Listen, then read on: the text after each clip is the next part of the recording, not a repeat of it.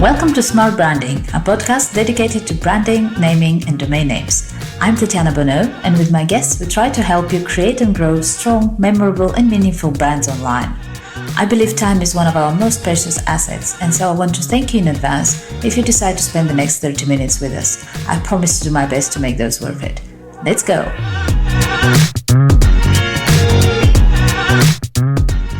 So today our guests are Nikita and Tina Blanc, entrepreneurs and partners in business and life. We will talk about some of the startups that they founded, their life journey, how they built a successful company that was suspended by Apple with no explanations, and much more. Let's start. Sure. Thank you guys for making the time.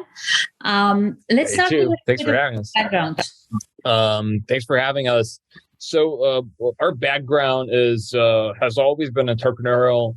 We both graduated from the same university and started doing business right away. So one of our first companies was Challenge App. That was a great journey, so to speak. We started as a bootstrapped company. We did in parallel, we were building a web service company where we're doing apps and different kinds of basically internet B2B services. So we were investing all of that money, all of that revenue, to be precise, to bootstrap our startup. Because this is how it started, and that was a B2C entertainment platform that allowed users to challenge each other to do amazing things and earn money with it. So I can talk more about this, but I feel like you might want to ask a question, because if I'm gonna get into that story, I'll be talking for hours straight 10 and 15 minutes. So you better stop me. Yeah. Well, I mean, you kind of covered a little bit about what did that app do. What was the challenge with Apple? What happened there? Right. So after 7 years of existence, we managed to get up to number 4 most popular social app in the United States. That happened back in 2020, summer of 2020. And at that particular moment, we were getting the hockey stick growth. We were getting a bunch of interest from partners. We were operationally profitable at that moment. We were ripping faces. So everything was amazing. And we were also getting our first A round, not first, but our A round of $3 million. We were valued at $15 million at that moment, and we actually managed to raise that round, to not raise per se, but get commitment from all the investors to cover the $3 million. So at that particular moment, I got a call from Apple, and they were like, "Hey, is this Nikita? Right. We're removing your app next week. Be prepared." Wow. We're that's nice. Doesn't sound right. So is this a statement, or we should talk about this? They're like, no, this is a statement. So the decision has been made. So that's what happened. And after that, we were in shock and panic. We were running around for 3 months trying to resolve the issue, because communication with Apple is the worst thing you can think of. Because they're simply either not replying or replying with no particular action point. So you have no idea what to do after the communication. So eventually what they told us is that, you know what, we don't allow apps with user-generated content. So your app violates our rules. We're wait a second, that doesn't make any sense. Have you heard of this teeny tiny apps called Instagram, TikTok maybe, or Facebook? They're like, sure, you don't have any right to discuss those apps with us. So let's move forward with your app. Oh my God. We're like, yeah, we were like, basically we're iterating for 3 months, like removing feature by feature to sort of comply with a set of rules that we didn't know anything of, because like the rules are being written, but still they're not transparent. So eventually I got acquainted with this guy, Philip. He was the founder of the App Store review team. So like the main guy, senior level executive, like he wasn't working at Apple at that moment. He was retired, but still he like has value in this whole Apple ecosystem. So eventually what happened, he reviewed our case. He studied the app, the communication with the App Store. So he said, Nikita, I personally have no problem with your app. Everything sounds and looks right. To me, there's no particular evidence that you should be removed from the App Store. So let me help you. So eventually what happened, he had a communication with Tim Cook and Phil Schiller, like two main guys at Apple, and they basically told us that there's no, like, I'm going to keep it right, like really mild here. So they told us there's no way that our app could exist on the App Store. That's it. And when the CEO of Apple tells you that, you can imagine there's no other way that you would be there. So we had to, basically that implied that we had to stop existing. So we fired 13 people in one day. We like called off all the investment deals that we made. We said sorry to our partners. And basically, yeah, that's how that stopped existing. Obviously, we could, some people ask that, why wouldn't you, sorry, you were about to tell something. Yeah, I just remember the feeling when you told me about this call, and I just thought, that's interesting.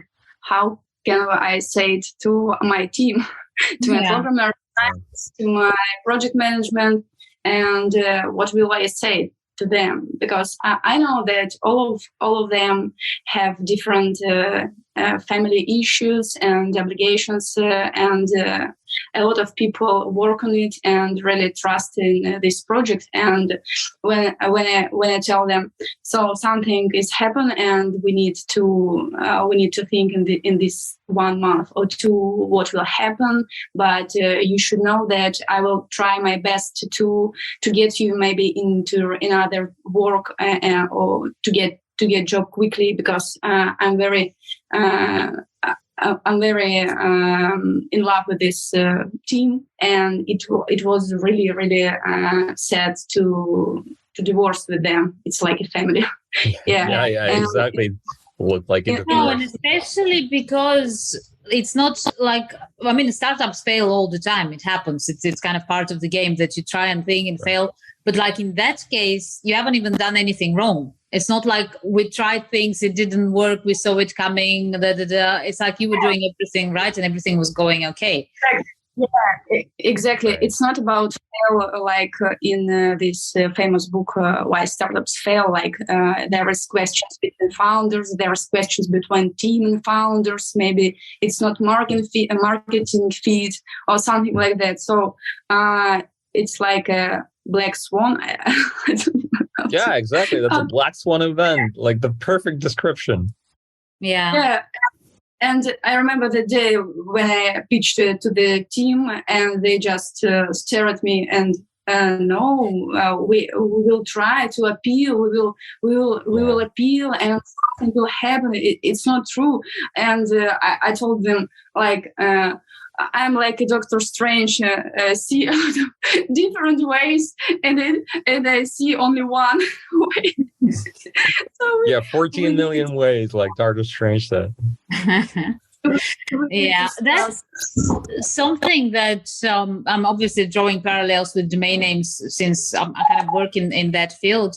And something that people often say especially when they're building an application, I think that's less true now, but like 5-10 years ago, maybe there was that thing, nobody's going to need domain names soon, everything is going to be apps. And now people are starting to come back to no, actually, you don't want to be building something that's 100% dependent and relying on one business that is not yours.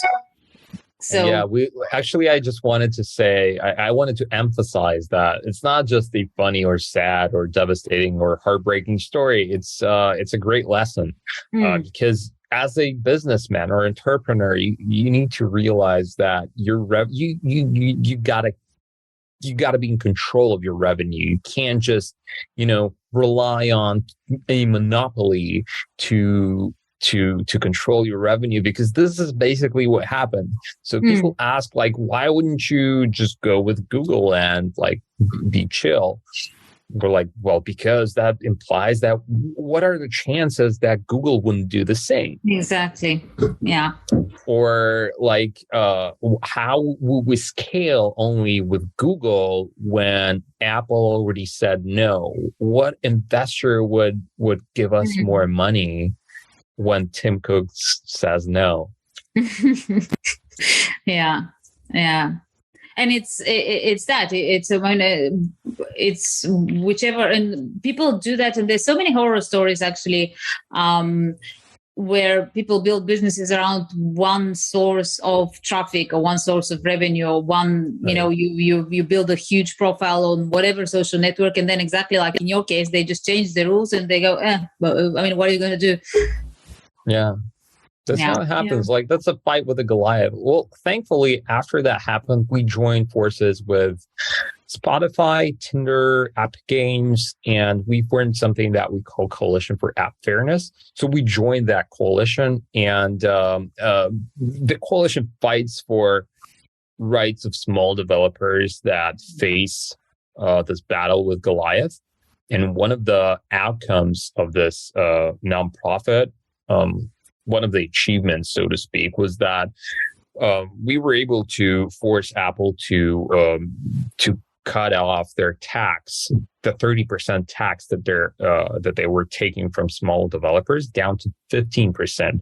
Wow, so this is like a very cool outcome of this case that we had. So we didn't take anything from that company. I mean, like, it just ended like a movie, right? But this is something valuable that we took out from the whole case, and something valuable that we brought out to the world.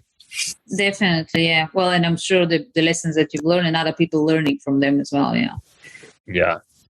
And also, after that, we started the Fuck Ups podcast, because we wanted to share, like, we went through a failure, and the idea was to, like, actually that was Tina's idea. Like, she was like, all right, so we're not alone. There should be entrepreneurs that also fail. And everywhere we have the success stories, and like all over Instagram or all over Facebook, you see an entrepreneur, and every time you see a story of success, like cool houses, cool cars, like I don't know, like a fancy lifestyle or whatever, and you never really understand, like, you can't repeat that story, that success story, the way that an entrepreneur fought for his business or whatever. You never go down that road two times. I mean, down the very same road. But when you talk about failures or fuck ups, so as we call them, you can at least not repeat them. Yeah. And this was the idea behind starting that show. So, like, we started inviting entrepreneurs that talk about their failures because they feel vulnerable. And like, this is like a very, that's a gold content, to be honest. And we shared our story as well. Nice. Yeah, that'll be cool. I'd like to listen to that, definitely. And absolutely agree that not enough credit is given to, I mean, you kind of see the success, but it's an iceberg, and underneath every success, there's so much, so many mistakes that it's really invaluable to talk about those. And so, Tina, that was your idea. Yeah. And for me, I think it's a really important advice for founders that you may to build long-term partnership with your team.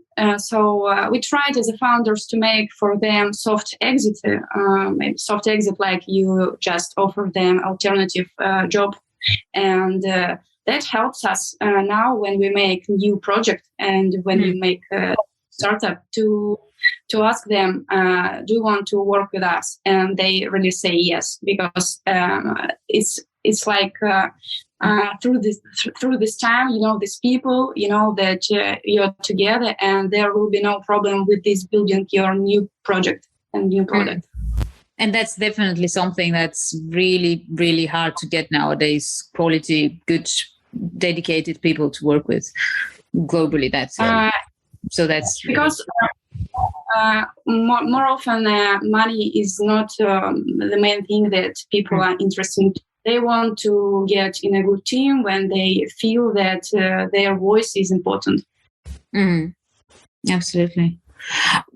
So that was the challenge. I was gonna ask you, Sani, because the name matches something I was thinking, because you mentioned you studied together and then you started a business together, and you've been developing businesses and you're together in life as partners as well.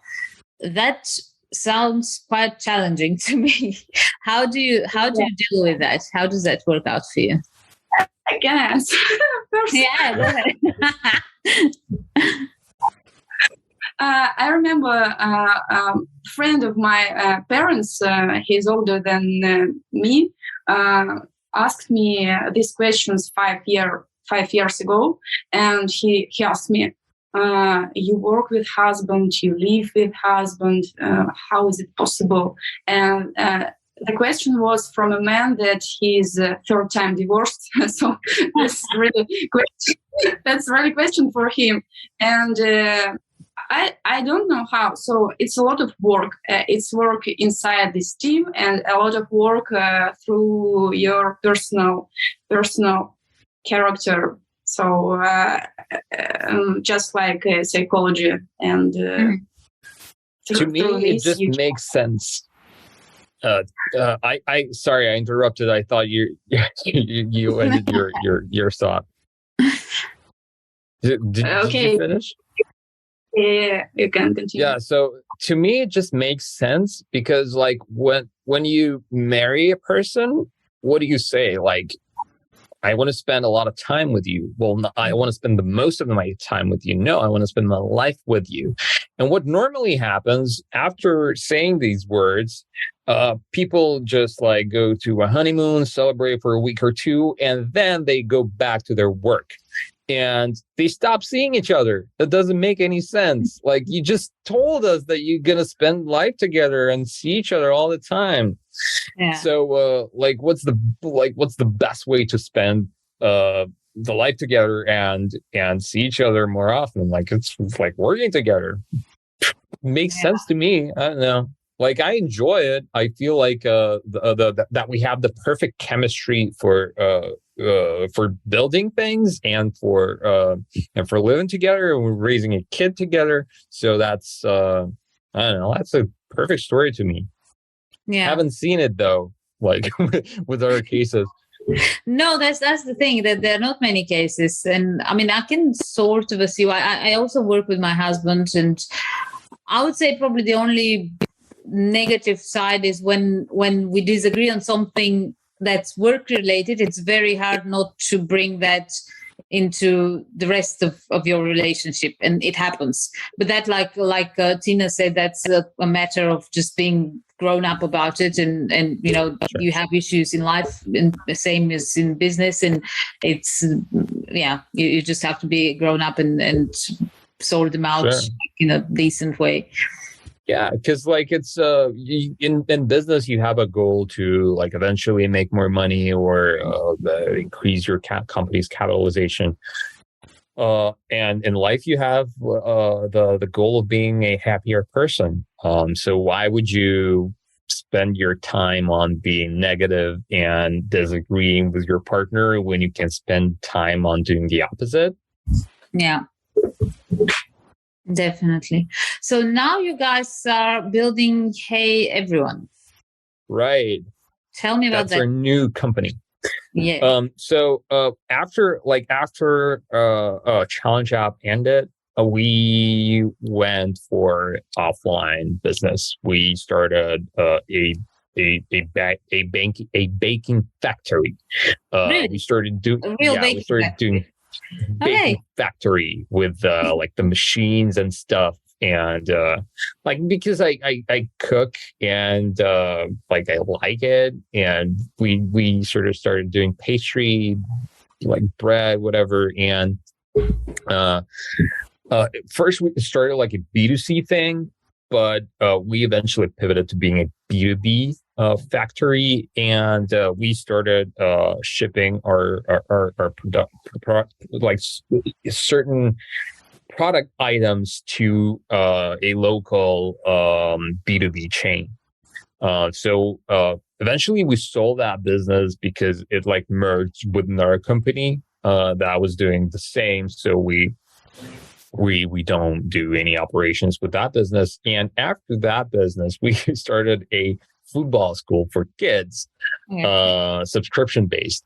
So that didn't work out quite well because unit economics actually sucked. And we switched to being a temporary, like, I'm not sure if I know that word, but like it's like a camp, sort of. Yeah. Like summer camp, yeah. So like a summer and winter camp, like people, like if you're a kid and you want to play football and you have money, you're a client. So we did that. That was like hell of an experience because offline, I don't have a very good impression after this because when you're building something, you want to build something big eventually because that's your ambition. And building that in the offline world means that scaling would take a lot of operational resources and funds as well. So like building something the very same scale that we have with the Challenge app would require like 10x more people and 10x more money, which we couldn't like put in our heads. That was like, that just didn't make sense. So we stopped doing everything. And like we were thinking of ideas in the online world. We were thinking of doing a meditation app because we had an idea for this. I'm not going to go into too much detail about this because we've never done it.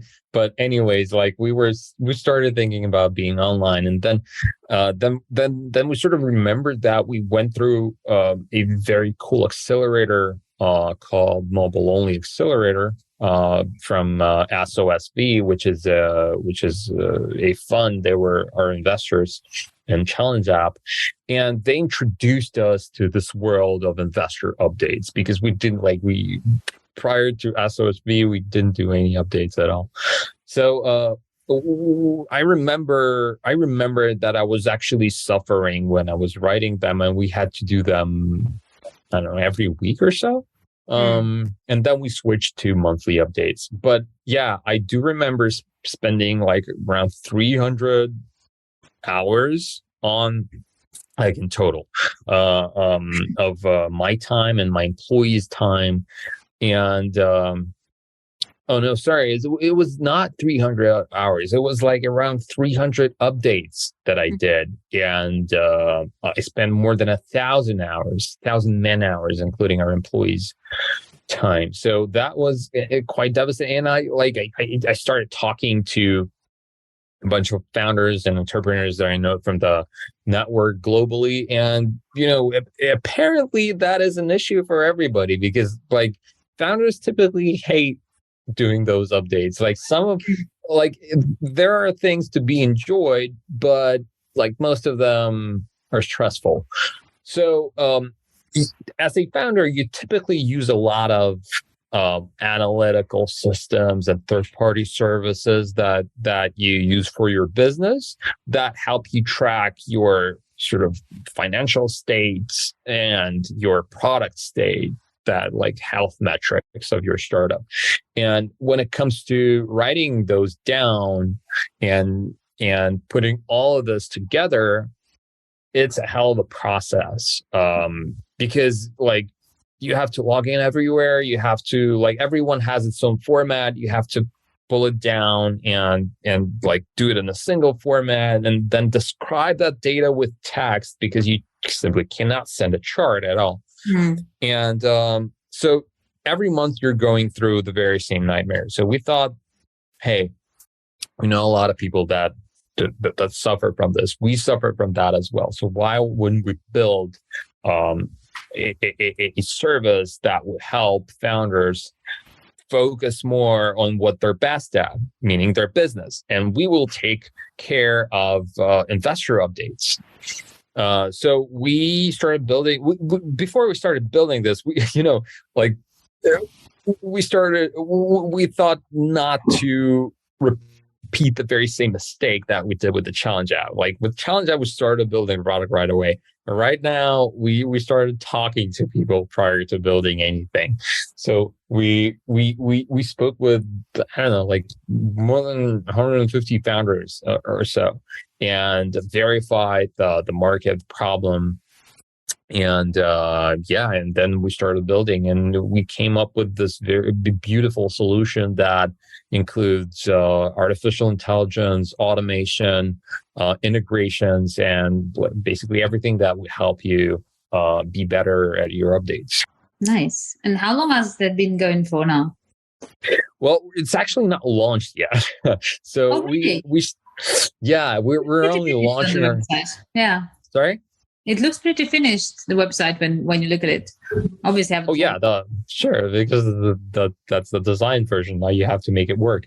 So we started not that long ago. Actually, we started talking to people, I think, in March, and then it was interrupted with the war going on between Russia and Ukraine, because we had to relocate, and all the founders had to relocate, and we sort of like were super stressed and disfocused, so to speak. We couldn't do anything. So everything, like the whole process, was postponed by a month or so. And then we started developing, I think, in July or so. So yeah, not quite long ago. You're just launching, yeah. So who is the ideal customer? The ideal customer? Yes. Who you want to benefit the most from what you're offering there? I would say that a founder that considers their startup a venture capital story. Doesn't really matter what the stage of the startup is, but they're bootstrap startups that don't have any investors and they don't do any reporting, but like they're venture-backed startups that actually do that. So apart from just reporting to your investors, another important part is that you, like, as a founder, you need to update your potential investors as well, because like what normally happens, you like bump into a potential investor at a conference or whatever, and you exchange your business cards, right? And what happens after this? You send them your investor deck, and this is where the conversation stops. So what should happen, as a good boy, you should ask, like, do you want me to add your email to our investor update list? No investor would say no to this. Everyone wants to be updated. So, and this is when you start sending them your updates and you start to warm them up and build that relationship. So after that actually increases your fundraising chances. Absolutely. Because it's easier to raise from a person that you know, like, for 6 months than just from bumping into each other at a conference. Yeah. So yeah. Not only that, I would imagine if those people are getting those updates, even if they don't spend like reading them, line by line, just by the fact that 6 months you've been seeing that name, that brand name, seeing those people are doing stuff, and then they come and say, okay, now we're raising, do you want to be part of that? It just mentally, emotionally, that feels completely different from somebody you just heard about. I actually read that, or I heard that on a podcast. I don't remember where. That large VC firms like Sequoia or A16Z, they start, like, mostly Silicon Valley based. They started investing into more earlier stage startups than before because they want to get access to those kind of inside information, the updates that they receive from startups to get, like, because most of the VCs. Oh, that's her daughter. Oh, she's so cute. Hello. She's lovely. Hey. Adorable. So most of those companies, they don't benefit from being an investor into an early stage company. They earn more money investing in an A round or later. So they need that inside information to do better decisions. So this is again, like, why is this important? And so founders normally don't do it because that doubles the amount of work. So you need to, like, because the content that you send to your investors and potential investors is slightly different. So when you send over your first version, you need to, like, tweak it a little bit, remove some sensitive parts, and that's like another couple of hours of work. That's stressful. So we came up with a solution that allows you sort of to tag blocks that you don't want your potential investors to see. And not only your potential investors, like any sort of group of recipients, so to speak. So you can segment your audience and with one single click, you send different content to different people. That's amazing. And the name, how did you come up with the name? I'm going to have a wild guess there, because just as I was saying it, I start my reports like that. They're not investor reports, but just for my team and my business partners. Hi, everyone. That's kind of usually how it starts. Yeah, because that's how I started all of my updates in the previous company. No, it's nice. It's friendly. It's the domain was free. Hey. Yeah, that's important nowadays. That's a big win. Yeah. How did you touched a bit on the relocation, and that was, I'm sure it happens for people to relocate, but that was like really, the reasoning, the timing, everything. It was really shocking, I think, for just about everybody globally. Yeah. How did you handle that? Maybe you want to answer? As far as I feel for this year, I personally didn't imagine that me or my family will be expats or like immigrants. So it's just difficult to be in another country without any documentation and even house. So I didn't this feel before. And now you just understand that your flat or your house is a question. Because it will be rent. We had our own house. It was quite big and comfortable, and especially for a child, we as a parents think about where they will go in what school, and it's not so easy as I imagine when you're just traveling like a tourist. Mm-hmm. So it's about your rights, what you can do, and about your bank accounts, and it's also not the easy things. And what can we do is that calm is a new currency, and you just need not to be panic and do whatever you want, whatever you can, and that's why only you just need to just catch for this like island of this calm, and to catch it, even though it's really hard. Yeah, so everyone's saying that the world is changing, and like I guess that people in Europe or United States don't can't really feel it with their body, but we actually are people who felt it with our own body, like the world is changing.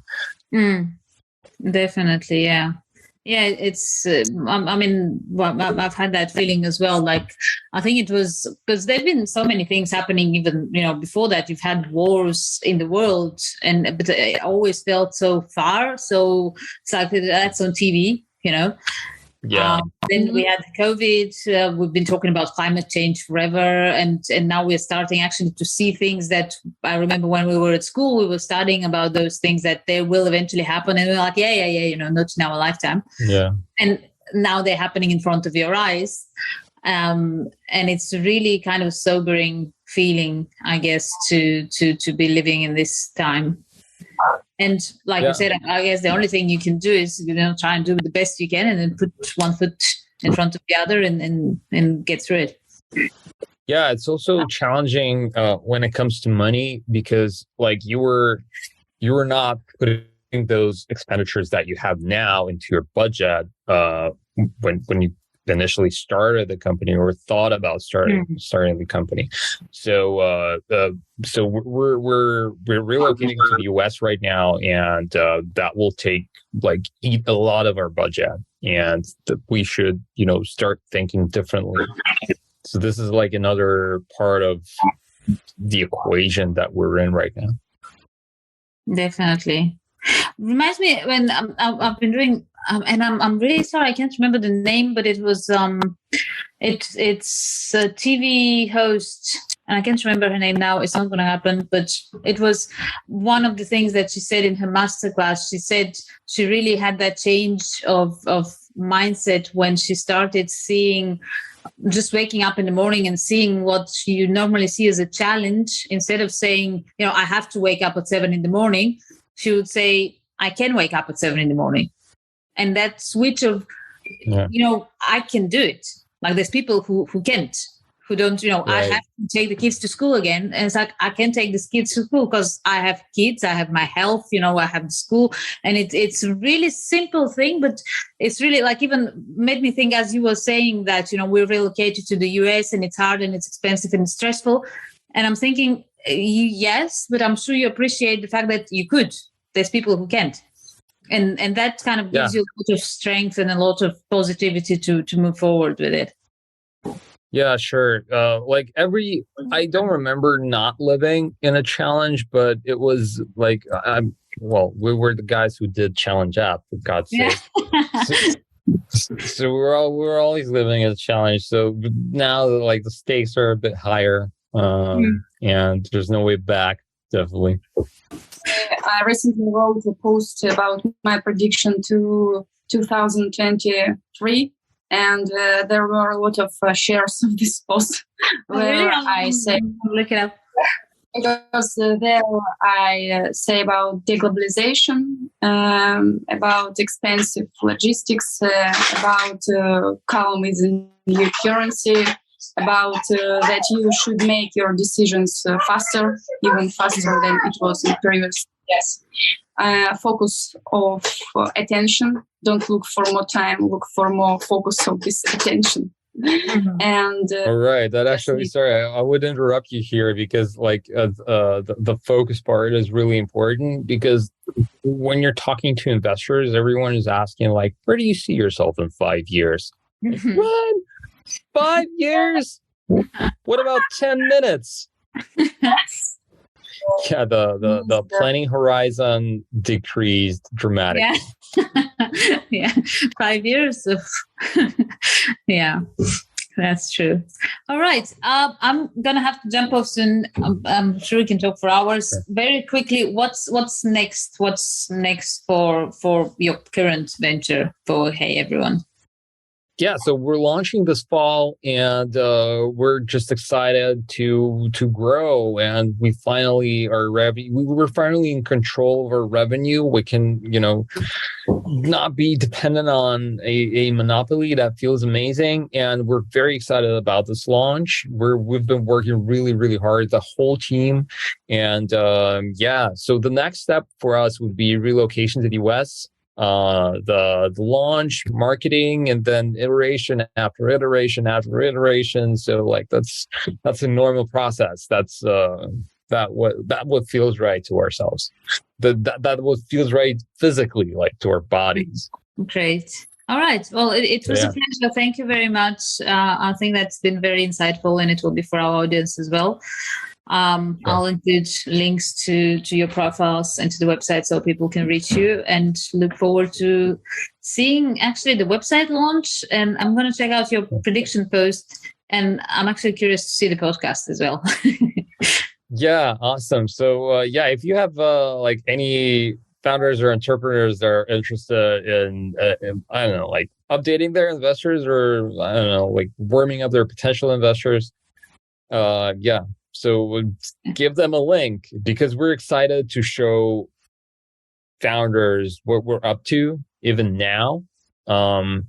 So yeah, if there are any founders that that might be interested, let's give them a link. We'd appreciate this. Will do. Thank you. Thank you, Tina. Thank you. Thanks for having us. Thank you. Really guys. Appreciate this. Cheers. Have a nice evening. Bye.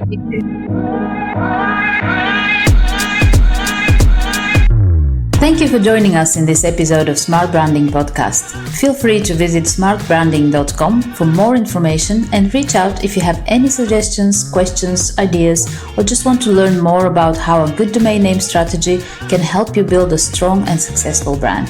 See you next time.